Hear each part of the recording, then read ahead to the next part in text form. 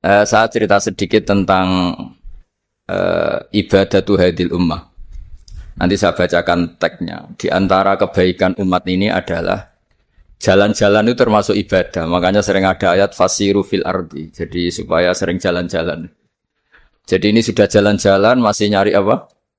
Nafkah. Kadang-kadang ya dapat macam-macam.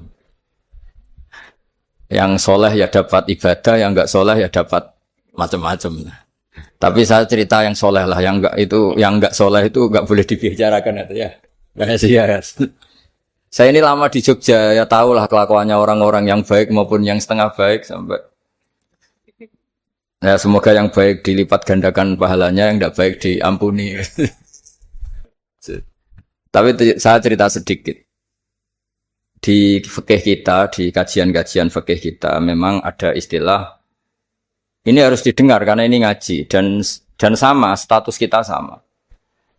Al-wasiyah ila ta'ah ya ta'ah, terus al-wasilah ilal maksiyah ya maksiyah. Jadi kalau kita jadi perangkat taat ya ibadah, kalau jadi perangkat maksiat juga maksiat. Sehingga di ilmu medis maupun di jasa online atau ojek atau apa, misalnya pertanyaannya, kita pekerja paket profesional, boleh ndak ngantarkan paket narkoba? Ya jawabannya tentu ndak boleh, karena bukan masalah pekerjaannya, tapi yang diantar adalah sesuatu yang haram. Begitu juga, boleh nggak ketika ada lelaki hidung belang tanya tempat mesum? Kalau kamu menunjukkan berarti kan ikut berkontribusi. Ya kamu bisa meneruskan gimana hukumnya mengantar gitu misalnya. Nah, kiai juga sama sebetulnya. Kiai juga bisa dimanfaatkan orang yang macam-macam untuk kekuatan yang macam-macam. Jadi hukum ini sama, kamu tidak usah tersinggung misalnya. Kalau di fikih biasanya disebutkan menjual pedang pada begal juga enggak boleh karena digunakan yang tidak baik. Begitu juga misalnya apapun profesionalitas kita, misalnya paket, kita nganter ke paket yang apa? Paket ganja misalnya. Fikih ini harus kamu ketahui dulu sehingga hukum turunannya, ingat Allah misalnya, ini bisa kena. Kita tidak boleh ingat Allah dalam keadaan maksiat yang enggak diridani Allah. Karena mau tidak mau fikih ini hukum dasar. Sholat pun bisa kena semprit. Misalnya kita sholat karena tugas, bukan karena lillahi ta'ala. Makanya dulu itu ada guyonan Mas Wahyu itu. Ada imam dari masjid besar di negara sebelah. Tidak perlu saya sebutkan negaranya. Itu cerita, imamnya itu digaji 100 juta per bulan. Datang ke Surabaya gitu. Muadzinnya itu digaji 75 juta. Keren. Terus ngerti imam di Indonesia naik ontel, sudah watok naik ontel, nggak ada yang gaji, musolanya jelek, terus ada jepit, ada dia kerasan di musola karena sering dimaki-maki istrinya, sudah. Jadi itikafnya itu ya sambil menghindar, itu bukan. Makanya banyak masjid Indonesia itu banyak yang itikaf, karena di rumah ada betah, sudah diomelin, nggak ada AC-nya. Sekarang masjid banyak AC-nya kan. Kamar mandinya juga gitu, di rumah sama di masjid bagus. Di masjid. Makanya pengurus masjid yang daerah-daerah sini sering cerita ke kita. Kudune ngising ning omah Gus mlayune moro masjid karena itu cerita. Indonesia itu negara yang enggak bener katanya. Imam dan muadzin enggak digaji. Terus dia cerita-cerita kebaikan negaranya dan buruknya negara kita. Lama-lama kiai itu mangkel. Kiai Indonesia itu kan cerdas-cerdas, meskipun jarang yang kaya tapi cerdas-cerdas. Dia muji negara. Lama kalahnya itu dibeginiin sama Kiai Indonesia. Makanya kamu sholat terus ya, takut potong gaji. Artinya kalau dia jadi imam karena digaji, efeknya adalah dia kalau bolos itu takut, nanti kan dipotong gaji. Lama-lama kalau sering bolos di PHK. Gitu. Artinya luar biasa Indonesia, imam itu tidak ada yang gaji tapi semuanya sholat istiqomah. Berarti kita ini top, datang ke masjid jadi imam tanpa ada yang gaji. Top mana? Top Indonesia. Semenjak itu si imam ini tidak pernah cerita kebaikan negaranya karena gaji imam. Indonesia dalam bernegara selalu begitu.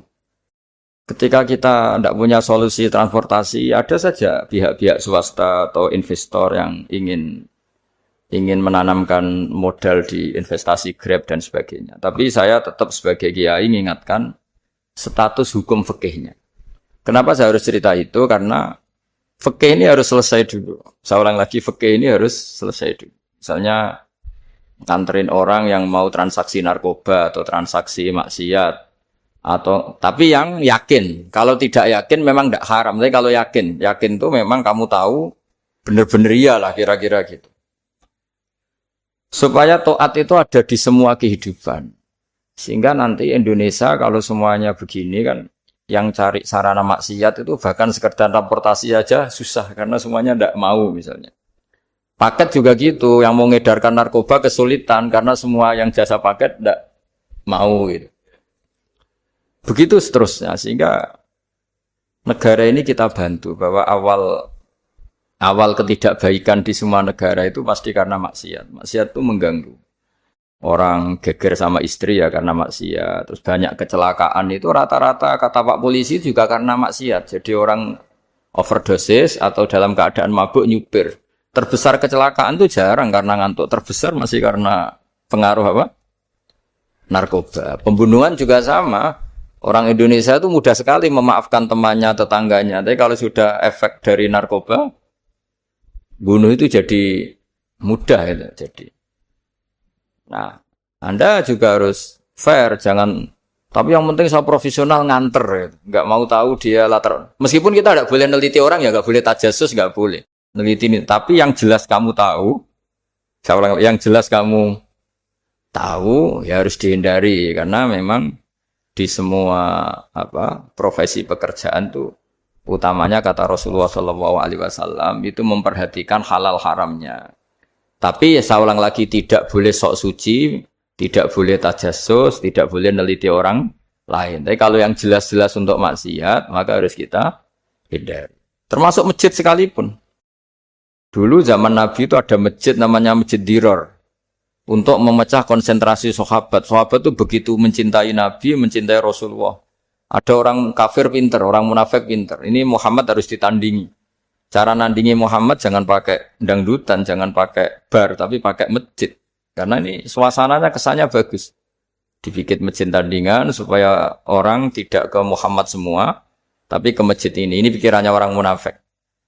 Artinya jangan kira terus masjid bebas hukum, ya enggak juga. Masjid juga bisa kena semprit karena ini mendirikannya untuk bikin apa? Tandingan, untuk bikin masjid diror kalau istilahnya Quran masjid diror. Semua sarana kebaikan juga gitu. Yayasan yatim piatu juga kena hukum, pondok juga kena hukum, semuanya kena hukum. Ada orang ingin jadi kiai padahal tidak pernah ngaji, terus bikin pondok. Akhirnya dia dipanggil Pak Yai, anaknya dipanggil Gus padahal najis saja tidak tahu.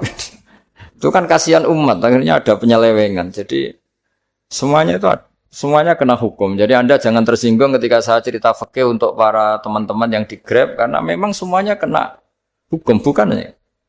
Mesra dengan istri juga kena hukum. Orang terlalu mesra dengan istrinya pasti ibunya terlantar karena menuruti bojo ya nuruti ibuke gitu. Kalau nuruti ibuke istrinya yang terlantar. Yang loyal sama teman ya istrinya terlantar. Yang takut istri temannya terlantar. Jadi itu semuanya kena hukum. Tanpa terkecuali. Nah, saya cerita sedikit tentang sholat. Karena orang-orang Grab ini banyak yang sholat. Kemudian harus cepat-cepat. Dulu ketika sahabat punya imam yang lama sekali kalau sholat. Sehingga si sahabat yang satu, yang petani ini mufarokoh. Mufarokoh itu memisahkan diri kemudian imamnya diselip. Itu boleh memang dalam fikih. Kamu niat mufarokoh dulu. Mufarokoh itu niat bahwa kamu memutus hubungan dengan imam. Kemudian meneruskan sholat sendiri. Singkat cerita dua orang ini berdebat, Mu'ad sama Ar-Ra'i yang penggembala ini. Kamu munafik, sholat kok meninggalkan imam. Terus yang satu bilang kamu keterlaluan, sholatnya lama sekali. Singkat cerita dua orang ini lapor ke Rasulullah SAW. Uniknya Nabi itu membenarkan yang petani tadi. Kamu Mu'ad, jadi masalah. Agama ini tidak boleh jadi problem. Kalau kamu ngimami orang, jangan lama-lama. Di situ ada ibu-ibu yang ditunggui anaknya yang sedang menyusu, banyak petani yang nunggu macam-macam. Kayak pegawai POM ya ditunggu shift temannya, pegawai Indomaret juga gitu, apalagi Grab mungkin ditunggu penumpangnya macam-macam. Sehingga kebaikannya teman-teman yang kerja serabutan begini juga bergantung kebaikan imam tadi. Kalau sholat itu tidak boleh lama-lama. Apalagi wiridan, sholatnya aja nggak boleh lama-lama, apalagi wiridannya. Nah, kadang-kadang orang ngira kebaikan tuh nggak ada sempritnya, ada juga. Sholat tuh ya disemprit sama Nabi. Kalau terlalu lama juga disalahkan karena nanti agama ini menjadi apa? Problem, menjadi problematika. Nah, termasuk kebaikan kita ketika membolehkan ya atau mentoleransi atau mendukung pekerjaan mulai Grab dan lain-lain adalah agama ini rahmatan lil alamin. Dulu ada seorang sahabat tanya, ya Rasulullah, boleh enggak kita ngegeng di perapatan gitu? Kata Nabi, ya jangan kalau bisa. Tapi kita harus natahaddas, hanya itu tempat kita jagungan di perapatan, di tempat-tempat umum lah kira, di halte, Terus kata Nabi, enggak apa-apa, tapi fa'atut thoriq haqqaha, kamu harus memberikan hak jalan itu. Apa hak jalan itu? Satu, kamu amar ma'ruf, kalau bisa ya nahi mungkar, kemudian bikin suasana orang lainnya menjadi aman. Nah ini yang catatan.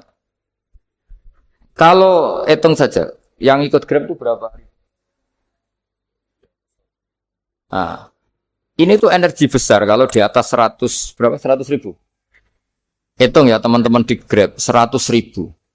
100 ribu ini kalau soleh semua, atau setengah soleh lah, kalau soleh banget keberatan ya soleh, setengah soleh.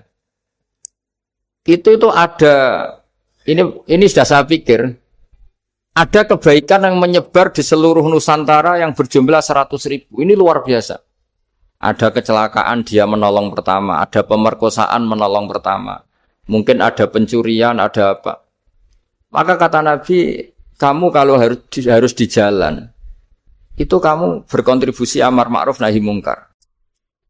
Saya sering ke Jogja, karena saya mulai 98 di Jogja. Ya sering di terminal malam-malam. Saya ketika kecil itu sering diceritain orang nggak berani ke terminal ini banyak preman, nggak boleh ke terminal ini karena banyak preman. Ya mulai dari Sumatera, Jawa, hampir seluruh Indonesia. Kalau jam sekian sampai sekian sudah nggak berani karena banyak apa? Preman. Itu uniknya, preman-preman itu selain dulu ditangani tentara dan polisi. Itu urusan negara ya kali itu dan kita ngapresiasi.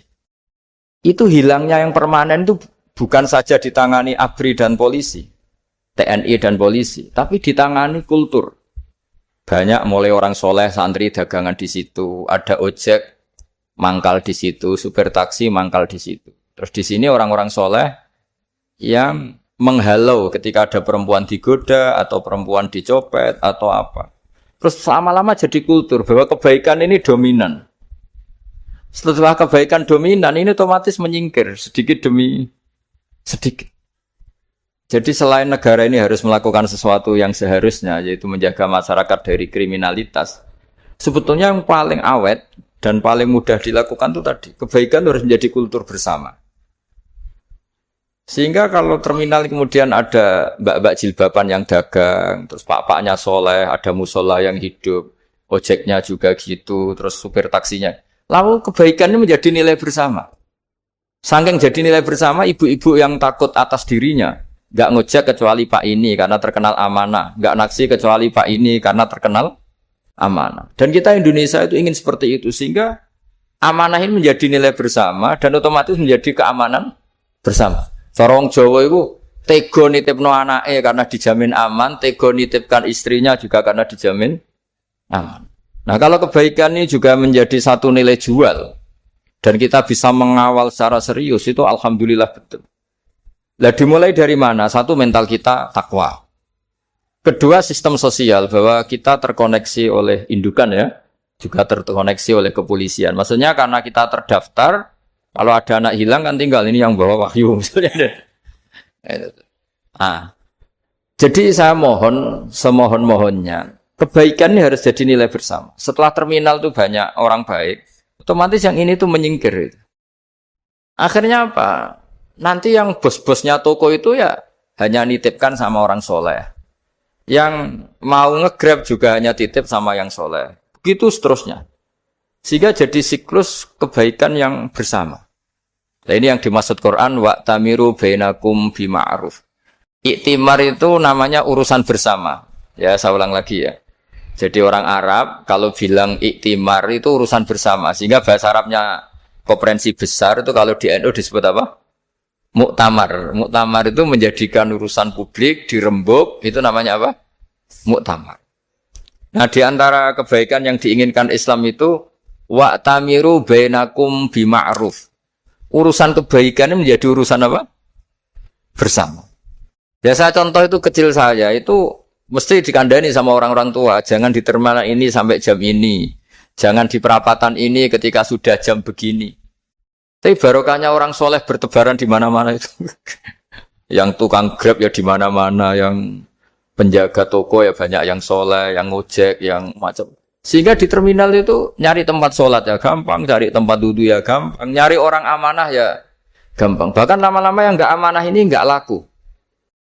Dan ini yang kita inginkan. Dan ketika nggak laku, akhirnya dia kalau ingin laku harus amanah. Atau ingin laku harus tobat. Nah, agama ini urusan bersama. Sehingga Allah mengistilahkan wa'tamiru bainakum bima'ruf. Jadikan kebaikan ini urusan bersama. Sehingga karena ini urusan bersama, ketika kita jadi kiai juga harus, kalau misalnya tadi ada Gojek kok makmum, atau Grab kok makmum, atau supir bis kok makmum, kiainya harus cepat sholatnya. Jangan baca surat Baqarah. Nanti domel-domelin penumpangnya. Begitu juga ibu-ibu menyempatkan jamaah, waktunya tidak lama, di rumah sudah ditunggu anaknya yang masih menyusu. Makanya Nabi ngendikan idza amma ahadukum as-sholata falyukhaffif. Kalau kamu jadi imam, sholatnya harus relatif cepat. Fa inna fihim ad-dhaif badal hajat. Di antara makmum itu yang banyak punya urusan. Selain ada yang lemah, ada yang punya banyak urusan. Nah, terus ketiga, masalah kekayaan hati. Kekayaan hati ini penting sekali karena rata-rata teman di Grab itu kan miskin lah. Tapi jangan miskin sampai miskin hati gitu. Bahwa kamu nyari nafkah itu sudah ibadah. Berkelana di buminya Allah juga ibadah. Menyaksikan macam-macamnya orang itu juga ibadah. Bahkan menambah khazanah ilmu. Di antara warisan ilmu yang kita dapatkan dari Rasulullah SAW, misalnya kamu jalan-jalan, punya kaki dua, punya tangan dua.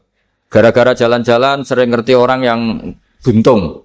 Alhamdulillah meskipun saya hanya Grab, masih punya kaki. Terus ketemu orang buta ya gitu. Alhamdulillah ladzi afani mimma btalaka bih.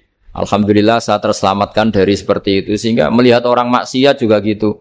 Saya meskipun gini terselamatkan dari tempat maksiat, sehingga hidup itu tidak nelongso gitu. Ada nilai lebih yang kita punyai. Jadi di antara kebaikan Islam adalah orang disuruh ingat sisi nikmat. Nah, kalau nikmat itu sudah ada semua, kata Imam Ghazali, nikmat hidup. Kata Imam Ghazali, jika enggak ada kenikmatan yang Anda punyai, kamu datang ke kuburan. Disuruh datang ke kuburan. Dan kamu bilang begini, kenikmatan kembali ke dunia adalah kenikmatan yang diinginkan mulai yang mati zaman Nabi Adam sampai kiamat. Jadi kalau Fir'aun yang pernah jadi raja, Namrud, semuanya. Bahkan orang-orang soleh sekalipun, kalau kamu tanya keinginan terbaiknya apa? Ingin kembali hidup untuk membenahi kesalahannya zaman hidup. Artinya apa? Kehidupan yang kita miliki sekarang adalah kenikmatan yang dirindukan mulai yang mati zaman Nabi Adam sampai kiamat. Maknanya apa? Kita punya kenikmatan yang luar biasa karena kenikmatan yang dirindukan oleh orang yang sudah mati mulai dulu sampai sekarang. Apapun masalah hidup Anda ini punya kenikmatan yang enggak tertandingi, yaitu namanya hidup. Barokahnya hidup itu kita bisa tobat. Setidaknya ingin tobat. Kalau enggak bisa tobat, ingin tobat. Makanya di Indonesia itu banyak nyuwun sewu, banyak maling yang anaknya itu soleh karena kalau ngandani anaknya tetap gini, wes le bapak tok sing nglakoni kowe aja.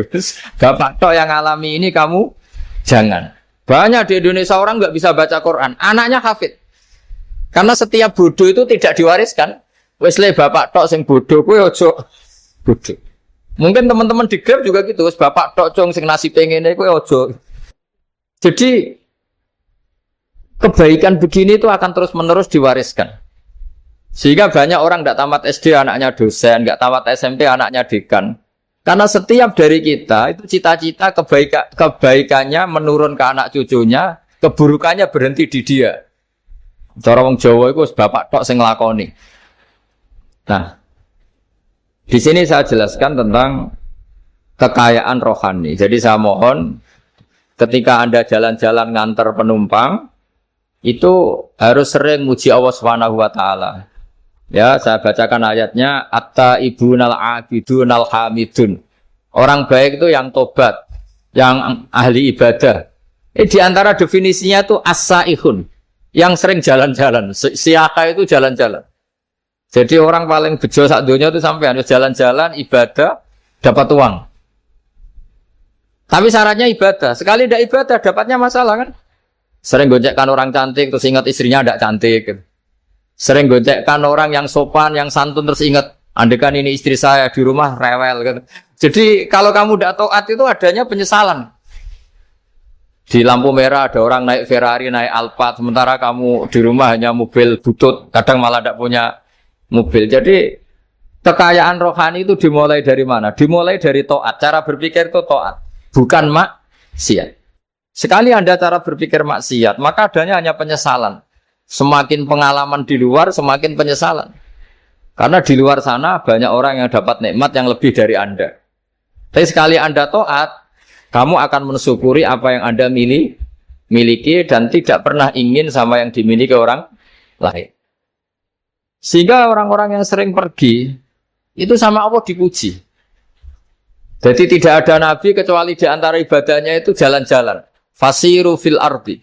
Sehingga semua nabi itu mesti pernah melakukan perjalanan internasional. Rasulullah Muhammad SAW pernah jalan-jalan sampai ke Syam. Padahal beliau orang Mekah. Nabi Ibrahim yang orang Syam pernah perjalanan sampai ke Mekah. Karena di antara kearifan itu ya dimulai dari apa? Jalan-jalan tadi. Kamu ngerti orang yang macam-macam. Makanya di antara kebaikan umatku, kata Nabi itu siyaha fil ard. Sering berkelana. Tapi tentu untuk mengambil pelajaran. At-taibunal abidunal hamidunas saihun. Nah, agama mensupport itu. Sehingga kata Nabi, jika ada orang kok sholat qobliyah, ba'diyah, semuanya di masjid. Sama Nabi ditegur. La taj'alu buyutakum kuburan. Rumah kamu jangan jadikan kuburan, harus dapat jatah apa? Sholat. Kata ulama, kalau ada orang sering sholat di satu titik, itu ditegur. Kamu harus ganti titik yang lain, supaya saksi bahwa kamu di bumi sholat itu banyak. Jadi kita ya punya nilai positif juga tentang apa? Karena kita sering siyaha, kalau bahasa Arabnya itu sering keluyuran, saksi kita kebaikan juga banyak. Tapi pesan saya paling pokok tadi ya, jadikan komunitas kebaikan itu punya nilai jual. Syukur-syukur fid dunya hasanah wa fil akhirati hasanah. Ya kita bersyukurlah di Indonesia itu. Saya masih ingat kecil saya itu, ya sekitar saya umur 15-14 tahun. Setiap mau pergi itu pesannya orang-orang yang sering pergi itu, jangan masuk terminal jam ini, di perapatan ini. Karena yang namanya preman itu dulu dominan.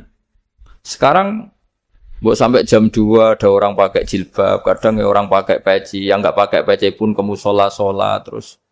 Yes, pokoknya kebaikan itu jadi komunitas dan jadi nilai jual bahkan tadi.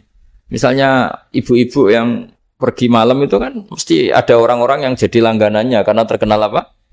Amanah. Yang dititipi anak juga pilih orang yang terkenal apa? Amanah. Nah, nilai amanah ini harus kita jaga terus. Supaya kamu ya bisa bekerja, orang lain juga nyaman karena amanah tadi. Allah juga senang karena amanah itu perintahnya Allah Subhanahu wa ta'ala. Dan Indonesia harus menuju ke sana. Pemimpin juga harus gitu. Pemimpin bawaannya amanah, bawaannya apa. Yang memilih dia juga senang karena nggak malu lah. Tapi kalau kita milih, ternyata kita pilih tahu-tahu ditangkap KPK, kan ya malu gitu. Dulu kita kampanye mati-matian, ternyata dia ditangkap KPK. Tapi kalau dia amanah kan ya senang. Sama kalau tukang Grab ketangkep satu karena penodaan atau karena pengkhianatan, yang malu juga semua. Karena kadang-kadang nanti digeneralisir seakan-akan semuanya seperti itu. Tapi dengan reputasi panjang, nggak pernah terjadi apa-apa dalam Grab kan otomatis lainnya juga terangkat. Nah, ini yang dimaksud wa'tamiru bainakum bima'ruf. Jadikan kebaikan itu urusan bersama. Makanya andekan negara itu sudah mengoptimalkan polisi, TNI untuk meringkus preman, oke itu baik. Tapi ya lebih awet lagi kalau itu ditopang apa? Masyarakat. Karena yang nggak amanah terkucilkan, terus akhirnya Grabnya nggak laku, akhirnya dia dipecat, akhirnya kan yang maksiat hilang, yang kriminal hilang, yang ada hanya Grab-Grab yang baik. Begitu juga di dunia apapun. Itu yang dimaksud wa'tamiru bainakum bima'ruf. Jadikan kebaikan ini urusan apa? Bersama.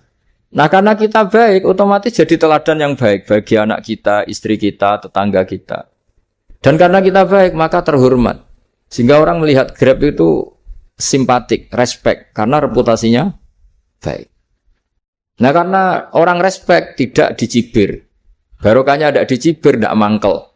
Barokahnya tidak mangkel, tidak saling ejek, bahkan tidak saling bunuh. Coba kalau kita jelek, dicibir orang, kita dalam keadaan mabuk, tidak terkontrol, bunuh. Jadi efek dari maksiat itu begitu buruknya. Sehingga penelitian itu mengatakan kebanyakan kecelakaan ya pemicu utamanya rata-rata ya nyupir dalam keadaan mabuk. Beberapa nyuwun sewu kasus-kasus kriminal rata-rata ya dipicu oleh hal-hal seperti itu. Makanya meskipun di luar saya tolong hindari narkoba, hindari hal-hal yang maksiat supaya pekerjaan Anda ini barokah. Kemudian yang terakhir saya beri ijazah tentang Al-Fatihah ya, karena ini surat yang populer. Kalau saya ijazahi Quran 30 juz pasti sampean enggak hafal. Atau ijazah surat Baqarah. Kalau mau Baqarah mau. Ijazahi surat Baqarah mau 2 juz setengah. Mau Mas Asep? Ya Fatihah aja yang gampang ya. Nah, ya kulhu Fatihah ini paket ringan ini. Tapi pahalanya apa? Besar. Ini beda ya, artinya selama ini mungkin Anda baca tapi monoton ya. Tapi ini saya bacakan teks aslinya tentang istilahnya itu mazaya. Mazaya itu kelebihannya Fatihah. Saya baca Arabnya dulu, nanti ini terakhir ini ijazah. Tadi kan saran-saran umum tentang sosial. Ya, pokoknya jadikan kebaikan itu punya nilai sosial yang baik lah. Jadi nanti orang yang nggak amanah nggak laku. Ya, calon bupati, gubernur, presiden yang nggak amanah juga nggak laku. Begitu juga kiai yang tidak amanah juga nggak laku. Suami yang nggak amanah juga nggak laku. Istri yang nggak amanah juga. Sehingga kebaikan ini jadi nilai sosial yang dalam tanda kutip sudah keniscayaan ya. Yang diinginkan Allah itu seperti itu. Bukan kebaikan yang dipaksakan karena kekuatan negara. Maksudnya kalau bisa kebaikan itu tidak usah dipaksakan. Memang sudah satu kebutuhan. Tak cerita-cerita di negara maju itu. Bahkan apapun jatuh itu nggak ada yang ngambil apa. Makanya gambarannya Mekah Medina kan gitu kan. Barang jatuh nggak ada yang berani apa ngambil, itu saking sudah jadi sistem. Nah, sehingga banyak negara di Eropa itu yang sampai nggak punya tentara, nggak punya polisi karena kebaikan sudah. Nah kita kan masih capek, polisinya aja capek, apalagi masyarakatnya karena ya kebaikan itu belum jadi nilai apa bersama. Nah kita selain ditopang negara, ada polisi, ada tentara, itu kita usahakan kebaikan itu jadi nilai apa bersama. Tadi wa'tamiru bainakum bima'ruf. Dan kita punya reputasi yang bagus dalam bab ini. Saya masih ingat kecil saya itu yang jilbaban hanya keluarga kiai. Sekarang rata-rata masyarakat itu jilbaban. Dulu yang sekolah SMP, SMA itu jilbaban kadang dulu malah dilarang ya, harus sama seperti itu seragamnya. Sekarang sudah boleh. Dan nyaman. Lama-lama yang dapat simpatik ya yang pakai pakaian model tertutup seperti itu. Lama-lama gampangane cara wong golek mantu ya golek yang seperti itu daripada yang blodor. Lama-lama jadi nilai bersama. Ya ingin saya seperti itulah. Di terminal juga sama. Orang mau makan tuh cari warung yang kelihatan ada ayat kursinya, pakai jilbab atau paling enggak dia enggak mungkin lah nyuguhkan yang tiren atau yang haram. Kan ada garansi sosial, ada apa? Ada garansi apa? Sosial dengan penampilan yang soleh itu kan masa iya nyuguhkan oplosan babi gitu misalnya itu. Jadi nilai sosial itu harus ya tadi harus benar-benar jadi nilai. Sehingga negara biar gak capek-capek. Polisi juga gak capek kan karena tugasnya corong Jawa mau ngawat-ngawati tok tapi sudah tidak perlu tegang karena kebaikan sudah jadi nilai apa? Bersama. Ya, ingat-ingat ya ayatnya tadi wa tamiru bainakum bima'ruf. Jadi kebaikan itu harus jadi nilai bersama. Iktimar itu menjadi urusan bersama. Makanya kalau kita rapat besar disebut apa? Muktamar. Muktamar itu urusan bersama. Ya tadi, imamnya sholat juga menopang Gojek karena enggak lama-lama nopang Grab, nopang Kernet, nopang penjaga Indomaret, penjaga bensin, pom bensin. Lah dia hanya punya waktu 5 menit terus imamnya baca Baqarah kan. Iya imamnya mursyid, mungkin dia tambah lama tambah dapat aplaus dari muhibbinnya, tapi makmumnya dia tambah lama tambah dapat penghormatan dari pecintanya, tapi kitanya wah khusyuk wali kan dia dapat status naik lah, kita yang sudah tidak ikut jadi wali diganggu apa pekerjaan. Kalau ada imam seperti itu sampai mufaroqah saja niat ya Allah sampai sini saja saya makmum orang itu, silakan orang itu punya urusan sendiri dengan jenengan ya sudah atau salib saja apa. Dan itu boleh kalau dalam fikih namanya apa mufaroqah. Mufaroqah itu niat, tapi kamu jangan langsung selonong mufaroqah, niat dulu pamit sama Allah bahwa sekarang mau mufaroqah. Tapi ya jadi sholat yang aneh kan, imamnya masih rukuk, kamu terus sujud, terus apa-apa selesai ya. Mungkin dalam pandangan itu orang lain ini maksudnya makmum gimana ini kok begini. Tapi sudahlah Allah Maha tahu. Insya Allah dimaklumi. Ya saya baca tentang Fatihah ya, karena sampean pasti sering baca Fatihah. Supaya apa sekaligus jadi jimat lah gitu. Jadi kalau kamu sering di jalan-jalan yang mungkin sepi atau mungkin kan tidak semua teman Grab itu nasibnya bagus yang di Semarang Jogja.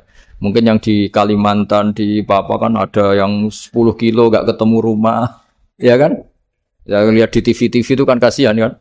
Udah 10 kilo gak ketemu rumah, penumpangnya kewekar preman tuh kan. Ini makan orang enggak kan gitu. Kan ujiannya dua. Kalau penumpangnya cantik itu ya kecoba syahwat, kalau preman takut. Jadi orang itu selalu ujian nih. Sing sedengan itu kan jarang orang itu. Jadi kalau penumpangnya perempuan cantik ujiannya itu syahwat, kalau preman ujiannya ketakutan. Kalau orang yang lemah bawa uang ujiannya kamu ingin garong. Jadi hidup itu memang semuanya ujian. Liyabluwakum ayyukum ahsanu amala. Makanya saya sering ditanya oleh teman-teman, Gus, nah ujiannya kenal wong wedok elek piye sama? Kenal wong ayu ujiannya syahwat, kenal wong elek ujiannya ngenyek. Itu sama-sama dosa. Syahwat ya dosa, ngenyek juga dosa. Welek keriting untune metu ya dosa ngomong gitu. Kadang-kadang orang berpikir enak kancanan wong elek enggak dosa. Kata siapa kancanan wong elek itu ya dosa karena bawaannya ngenyek. Ngenyek itu menyepelekan itu. Makanya saya itu ya enggak mau berteman sampean. Nanti kan bawaannya ngenyek atau seneng ya enggak tahu. Ya sudah ana takdir saja kalau ketemu ya tak ulang ngaji gitu. Tapi ini ngaji terakhir, setelah ini ngaji biasa aja enggak usah resmi gini. Ngaji kok resmi aneh. Pokoknya nanti suatu saat kalau pandemi sudah berlalu saya akan ngaji Rebone, lalu ini ngaji. Ini ngaji yang kurang bagus karena ngatur kiai kurang berkah ini. Nanti tapi ya lumayan lah masih mau ngaji. Ngaji kok tanggal ini jam ini. Sekarang suatu saat kamu tak panggil, Mas Wahyu datang ke sini jam ini tidak mesti bisa lah. Mungkin pas ada acara apa, oh, maaf ke sini pas ngecek pas apa. Jadi ya sudah tapi tak maafkan enggak apa-apa. Takdir ya. Tak bacakan supaya sampean tahu keramatnya bismillah. Nah, sebelum saya bacakan bismillah Fatihah, tak beritahu tentang ilmu tafsirnya karena ini penting sekali. Fatihah itu dawuhnya Allah, tentu itu dawuhnya Allah. Saya ulang lagi itu kalam Allah. Tapi yang sudah diberikan kesampaian ke kita semua. Sehingga seakan-akan itu menjadi dawuhnya kita ke Allah. Jangan salah loh ya. Fatihah itu dawuh Allah tapi sudah diberikan ke kita. Sehingga posisi kita itu yang punya itu. Nah kenapa ini perlu dijelaskan? Karena nanti ada kalimat iyyaka na'budu wa iyyaka nasta'in. Kalau itu masih kalam Allah, berarti Allah ngomong ke kamu, ngendikan ke kamu, kepadamu aku menyembah. Masa Allah menyembah kamu? Nah, sehingga ilmu tafsir itu menyelesaikan itu dulu ya. Saya ulang lagi ya, sebelum sampean sering baca Fatihah, aku yakin ya sering baca. Tapi barokahnya ndak paham itu ndak pernah janggal. Enggak paham itu ya penting supaya ndak iskal, ndak janggal. Sebetulnya di kalimat itu ada yang janggal. Kalau Fatihah itu kalimatnya Allah atau kalam Allah, bagaimana dengan kata-kata iya kana budu? Masa Allah ngendikan ke kita, kepadamu kami menyembah. Masa Allah menyembah kita? Maka penyelesaiannya secara ilmu tafsir gimana? Semua ulama mengatakan, bukan satu dua, semuanya mengatakan di Fatihah itu semuanya diberi kawalan kalimat. Saya ulang lagi ya, di Fatihah itu semuanya diberi awalan kalimat qulu, katakan wahai hambaku begini. Ya, katakan wahai hambaku begini. Nah, begini ini pelajaran dari Allah yang sudah diberikan ke kita. Terus kita mengatakan bismillahirrahmanirrahim, alhamdulillahirabbil, termasuk kita mengatakan iyyaka na'budu wa iyyaka nasta'in. Jangan bayangkan Allah ngendikan ke kita. Kalau Allah ngendikan kita berarti gini, hei wahyu ihdinas siratal mustaqim, tunjukkan saya jalan yang benar. Nah nanti kamu terus, ya Allah, Anda aja minta tolong saya minta tolong siapa kan? Jadi panjang kan? Ya, saya ulang lagi ya. Jadi itu di Ulumul Quran diterangkan gimana? Sebelum baca Fatihah, ya. Fatihah itu kalamullah, ngendikane Allah, tapi yang sudah diajarkan ke kita dan sudah milik kita. Sehingga kalimat itu menjadi milik kita. Tapi ya kalamullah, tetap kalamullah, tapi sudah menjadi milik kita. Udah paham ya? Ya pinter naon. Ya, karena kalau tanpa penjelasan seperti ini, Anda akan iskal. Bagaimana Allah, iskal itu janggal, bagaimana Allah mengatakan iya, karena butuh. Kan jadi aneh ya? Ya, jadi tak jelaskan secara ilmiah ya, jadi kata ulama-ulama tafsir, ayat-ayat Quran seperti ini sebetulnya dimulai dari qulu, apa? Meskipun enggak dilafatkan. Itu kan sama dengan qul huwallahu ahad Muhammad. Katakan kalau Tuhan itu satu. Ya namanya Quran itu kan kalam Allah, membina nabinya, membina umatnya. Makanya dikatakan atau enggak, di sini tersembunyi kata qulu, katakan. Ya. Jadi ya ibarat apa itu? Kamu ngajari anak kamu lah. Panggil jenengan bapak kula. Itu maksudnya anak itu, kalimat itu kalimat kamu, tapi kamu ajarkan ke anak kamu. Terus anak kamu bilang, Pak jenengan bapak kulo. Nah ketika kamu mengatakan jenengan, bukan kamu mengatakan jenengan anakku, berarti anakmu itu bapakmu, kan lucu kan. Anak kamu ajari jenengan bapak kulo. Kamu, engkau, bapak saya. Terus anak kamu mengulang, jenengan atau kamu bapak saya. Berarti itu kalimat yang kamu ajarkan, tapi sekarang sudah milik anak kamu. Kalau itu kalimat kamu kan lucu. Masa anak kamu bilang bapak? Nah itu seperti itu. Jadi ulama memberi solusi atau jawaban iyyaka na'budu wa iya, itu sebelumnya ada kata-kata qulu, katakan wahai hambaku, hubungan kamu dengan saya adalah katakan iyyaka na'budu wa iyyaka nasta'in. Terus hubungan kamu dengan saya katakan juga dalam doamu ihdinas siratal mustaqim. Jelas ya, jadi itu kalam Allah yang sudah milik kita karena diajarkan Allah untuk kita.